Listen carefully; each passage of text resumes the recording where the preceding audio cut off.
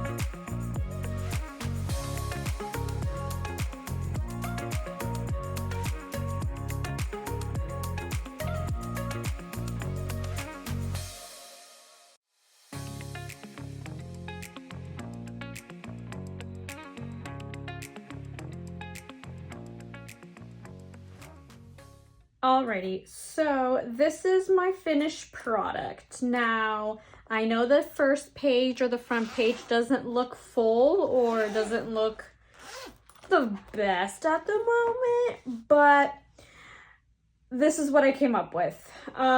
So even if I organized it prior, it's still like, it's still overwhelming.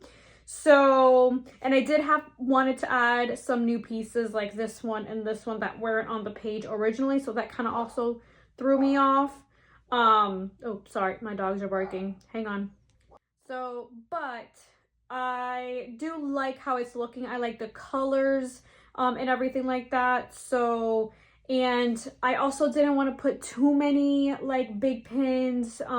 And then, you know, I like it to have like a variety of big and small and stuff like that. So for right now, I'm okay with it. I am missing other hyenas from like the Lion King chasers. So I was gonna, you know, either put one here, and one here, or like kind of scatter them out. So that's another thing to take into account. And now I just have to kind of look for smaller pieces that aren't so, you know, huge to kind of fill out the gaps, maybe more hyenas or something like that. But overall, I do like the aesthetic of like the lime green, the dark green, the golds with the black background. So let me know what you guys think about this front page. I know it's not finished, but it's a work in progress. And then going into the first page, this one is also one that I'm not 100% thrilled with. I don't know, it's like, it looks good in my head, or it looks good, and then I just change things and then I regret what I did. So it all went well up until like this point right here. This area is like, again, not my favorite. I don't know. I didn't put this one at the front because this is like, I feel like it's too lime green, which I do have other lime greens. I don't know. I don't know why I didn't put that one, but this one was originally on the green page, but this is another big one. And again, I didn't want to put too many big pins on the one page. So, I mean, it's okay. This is also kind of throwing me off with the rest of them. So I might take this and put it somewhere else. I don't know. But for now, again, it works for now. And then going into my like Mufasa and Simba / Scar, whatever. So this I'm actually pretty happy with. I like how everything is fitting together very nicely. So this is all pins that have that like red, bright yellow, and kind of, you know, whatever. So this one has nothing to do with Scar, but I was about to get rid of it in my Lion King because the colors